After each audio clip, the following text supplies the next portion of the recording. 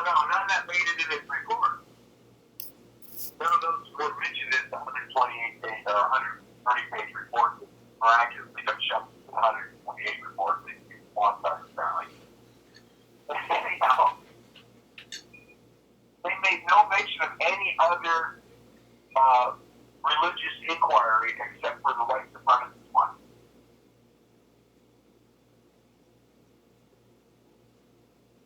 Know anything about that? Well, I figure what you're saying is important, so I popped a video. I was just going to let you talk it out. I'm just kind of brain dead drinking green tea right now. Oh, well, let me say this another way. They're cherry picking. Yeah, I get your point though. I do. No, they're not. They're not merely cherry picking. These other things never even became possible for the psychiatrist, expert witness for the state's rebuttal. We could not even consider that other material because it wasn't included in the report that he relied on as the summary of Jeremy Christian's background. So that's what they were doing. They were saying that this is Jeremy Christian's background. The only thing we find in it is he was in prison and he requested Christian identity, religious materials, and we know that Christian identity is white supremacy. So therefore, that proves that Jeremy Christian is a white supremacist. And this is the psychiatrist furnished by which side in the Jeremy Christian trial? Rebuttal. The state's rebuttal. The state's rebuttal. Yeah. So it was the state puts on their case in chief, and then the defense puts on its defense witnesses, and then the state brings in witnesses to rebut the defense witnesses, and that's the state's rebuttal case. So during the state's rebuttal case, it turns out that they bring in an expert on white supremacy, and when the defense gets a chance to cross-examine him, then they say, well, what about this Facebook post that Jeremy Christian posted that's just a picture of Black Santa? And it says, share this, that's off a racist. And what about this, where Jeremy Christian is saying, why is this white man relegated to the pages of the annals of history? And the picture was one of the freedom riders. It was a white guy on a bus that got off the bus first and got his ass kicked because the bus was the black people. They were doing the civil rights stuff, right? So Jeremy Christian posts this picture of a white guy who got his ass kicked for defending black people. And the cross-examination, the defense is saying to the expert, well, what about this Black Santa? And what about Jeremy Christian going to, backing this guy who stood up for black people and civil rights being violated? Mm-hmm. What does that mean? No. Well, white supremacists say these other things so people don't, so they can hide, so people don't know that they're actually white supremacists. So you're saying Jeremy Christian is the kind of person that's hiding about what he's saying? Because obviously he was on his rant on the Mac saying all this shit that he was saying, so he's not the type of person to not say things. And so the way they've been playing it, and I've been watching the jury just being tore up by it, is the way they've been playing it is, all these things that Jeremy Christian said or did don't count unless they point to him being a white supremacist. And even if they do count, they still don't count. Because they're in code.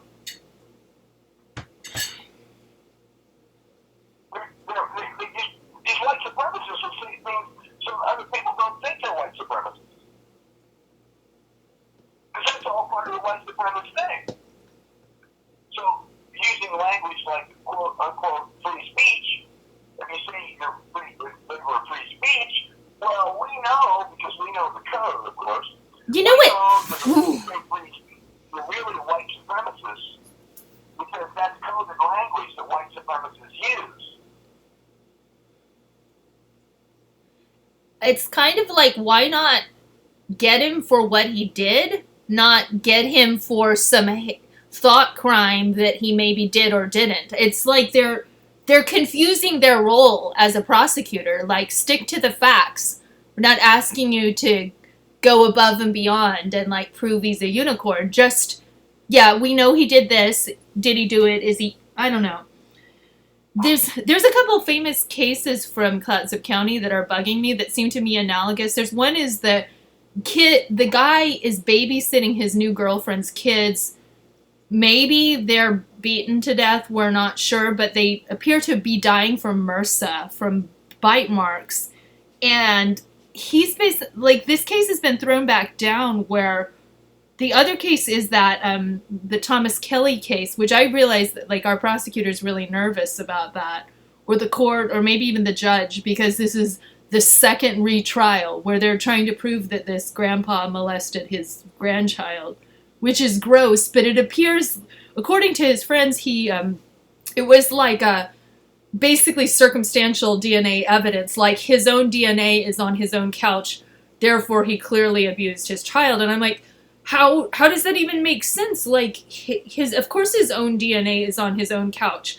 And then the thing with the MRSA was like, why don't you give MRSA any credit for hurting those children? Yes, it's clear they were probably severely abused, but it's almost like they just wanted to just take it a little too far into conjecture, where if they had had a more firm grounding in the facts, they could have had a conviction that sticks, even if it's not as exciting to say this child was abused severely and died from a MRSA infection in some of the bite wounds.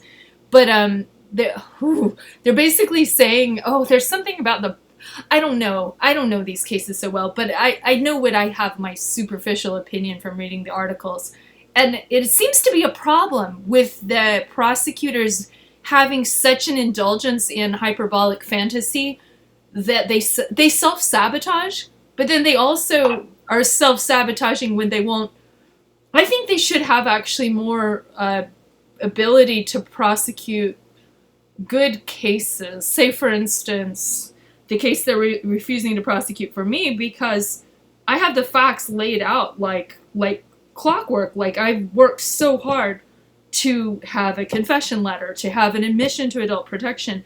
But because the facts are too clear, they'd rather prosecute things they can't even prove, that are conjecture-based. Oh, it's just strange. It's so strange. I don't get how their brains work, but I think they're just humans. And humans are just terrible creatures. We're also ruled by whimsies, and I don't know. I'm still puzzling over my judge calling me malicious. Should I write a letter to a judge, like a personal letter? Would that... I just want to say I'm not a malicious person, basically. I realized maybe I need to couch it in some flattery. Like, I respect you tremendously for your work and commitment to my county. However, I'm not a malicious person, just to clear the air and set the record straight. And I kind of am taking it like she's bitter at me, or she's bitter at me for existing. Like, kind of just like, it's a get out of my face. And then today I was like, oh, well, maybe she's just like one of those type A tyrants who like screams at all her children and her staff. And that's just what she does. And don't take it so personally. She just does that to everybody. Right. So that would make more sense. And at that point, just take it in stride. Like, who cares? Okay, you're completely wrong, but oh well. I mean, I made my judicial complaints, so what's going to happen? Is Jeremy Christian trial going to be like a mistrial? Is it going to need a retrial? Is it going to be firm and fast? Is it going to be psychiatric? Do we have that? Well, the defense is saying that Jeremy Christian is a person with a troubled history, including his time in custody, which was a product of his ill-planned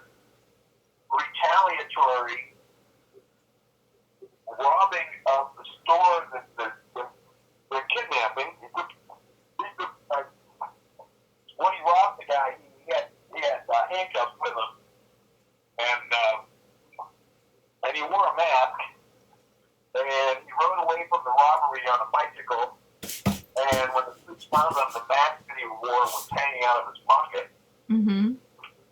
So where the defense is saying, well, obviously this character has inability to plan, because if his plan was so failed, it was so fraught with obvious inadequacies, right? Then he's not a very good planner. And then the state's saying, oh, look what a good planner he is. He got a gun, he got some bullets, he got a mask, he got some gloves. Right. I'm sorry I'm laughing. It's not funny, but yes. Okay. And then he rode away from the crime scene on a bicycle with the mask hanging out of his pocket. The cops pull him over, and there's the same guy, right? Yeah. And when he robbed the store owner knew who he was. And the reason that he robbed the store was the store owner had accused him of shoplifting.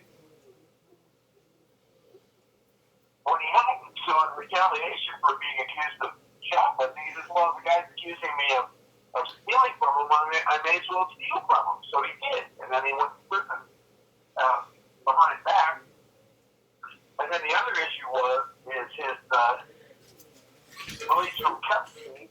And as a felon, he wasn't allowed to possess firearms. And he thought that was illegal because it violated the Second Amendment constitutional right. So he possessed the firearm, and then he got sanctioned for that.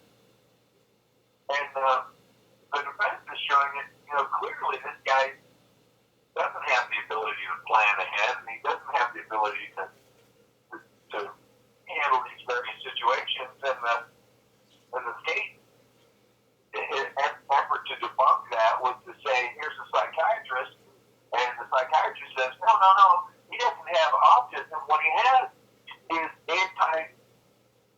antisocial personality disorder. And unlike autism, which is an organic problem with the brain, a personality disorder is one that you develop on your own. And to have antisocial personality disorder, you have to have these various qualifications, such as acting illegally against to act against the law, like by growing marijuana that's illegal, right? Yeah. So I certainly qualify under the standards of antisocial personality disorder, because the antisocial personality disorder is an adaptation of being in these adverse relationships with society, and not being able to do things like society does, like get a driver's license and purchase a home and pay a mortgage. So if you're not able to fit in the societal norms, then you're right to become, diagnosed with antisocial personality disorder, right? Especially if you've done stuff like gone to prison, right? Mm-hmm. So anyhow, what the state's rebuttal included was that, well, the psychologists, which were the defense witnesses, couldn't find antisocial personality disorder as a diagnosis because one of the elements of that is having another childhood version of a disorder, right? And the defense experts couldn't find that in Jeremy Christian's history, but the state expert witness psychiatrist could find that in his history. And so across an examination, it's like this childhood angle here that's supposed to be reflected. There's no disciplinary history in any of his school records. Mm-hmm. Well, he got D's and F's, and he topped out in class and this, that, and the other thing, but there was no misconduct other than being a class clown or not being prepared for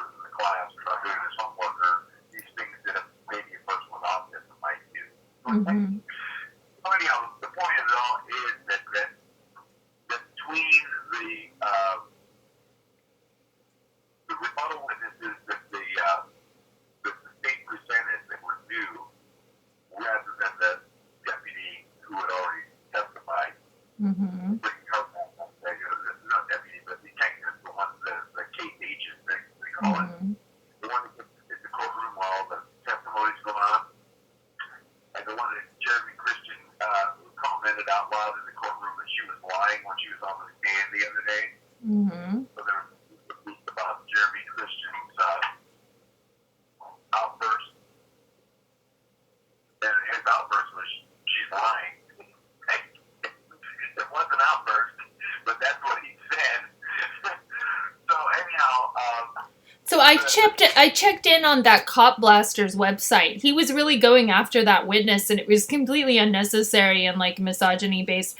I think he's bigger than just Cop Blaster, though. He's also promoting something called STD carriers, which he basically has like an STD registry website, but he also has the cure for that, which is like a reputation management service he provides. I think it's him. I can't prove it. He hasn't confessed to me. But it was just hilarious once I found, because he's got all these ugly, badly designed websites. Like, I should talk, but like, and oh my god, it was kind of fun. It was kind of funny once I realized. But reputation management is sort of this chick I followed, Kirby Summers, her ex or her kind of stalkery kidnapper type ex type person. He has like pioneered reputation management because she kept writing books about what a creep he was. So he would just try to like keep getting her websites deleted and stuff like that. Reputation defender type stuff. I don't know why I'm talking about this. Oh yeah, Cop Blaster guy was going after that witness.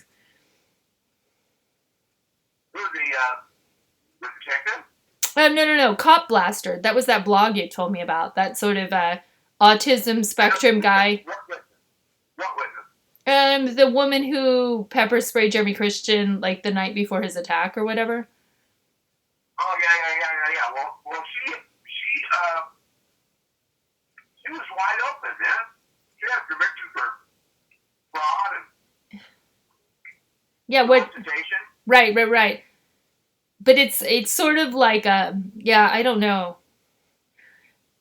I mean, around here in Clatsop County, evidently, if you have a Facebook post or if your mom has a Facebook post, they try to throw out your whole trial or like take it to a new county. And like basically the hypersensitivity towards everyone, it extends to only to like victims.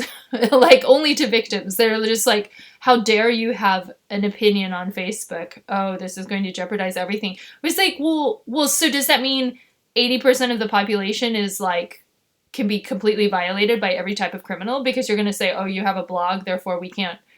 Or you have, I don't know. I'm over it. I'm in a bad mood, Barry, just to be honest.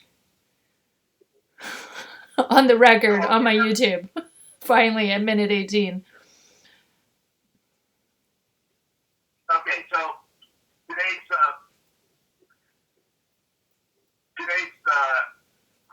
trial had the college professor, Mm-hmm. who's a psychiatrist, Mm-hmm. and has presented. He's a forensic psychiatrist, and his interpretation, his diagnosis, was that the other diagnoses were wrong.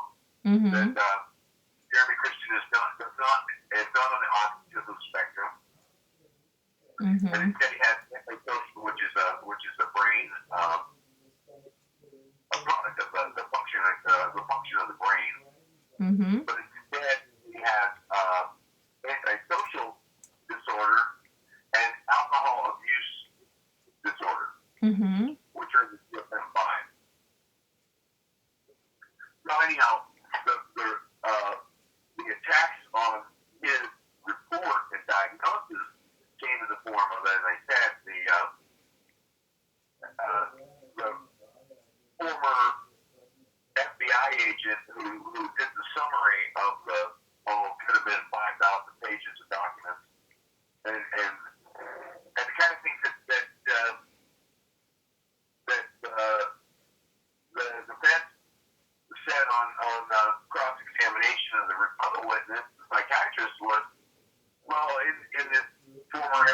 agent's report, he summarizes the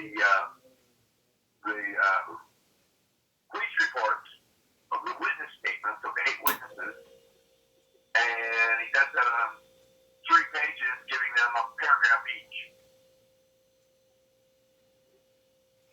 So what else did those people tell the police in the police report? Ah, I see. I see where you're going. Right? And so the Christian identity request for materials in the Department of Corrections records was included in the report, but the Baha'i wasn't, the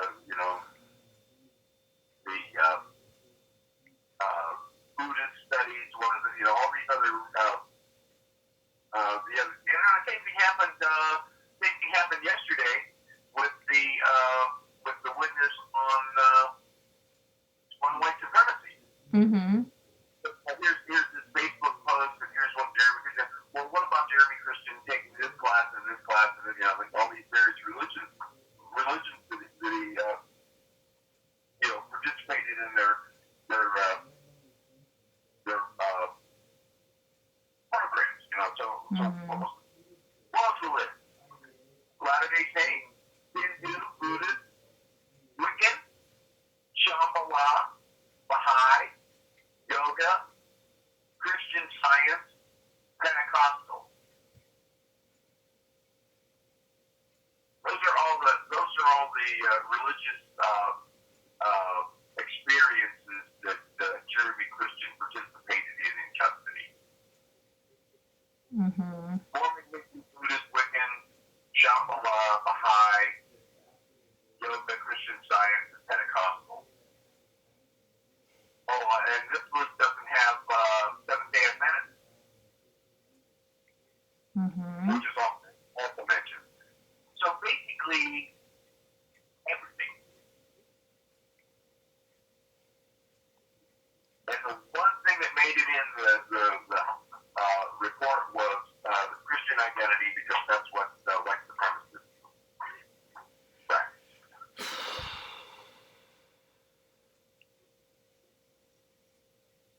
So it turns out that the gal, Amy, I'm trying to eat here. The gal Amy, who was sitting on the Max in the Rose Quarter when he came in the train and sat next to her. And then she ended up being close enough that she put her hand on his hand with his forearm, with the knife in his hand, the bloody knife at that point in his hand. Mm-hmm. And then she ended up putting the compress on Michael Fletcher's neck out on the platform until the cops showed up. And she said that she didn't even know that the 2 teenage girls were on the train until she heard about it in August, after the end of May 2017 event.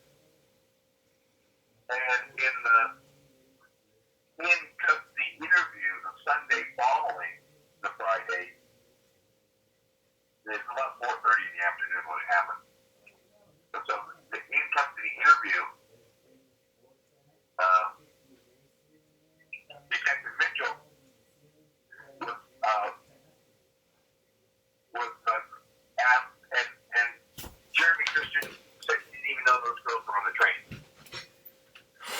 Okay, I'm gonna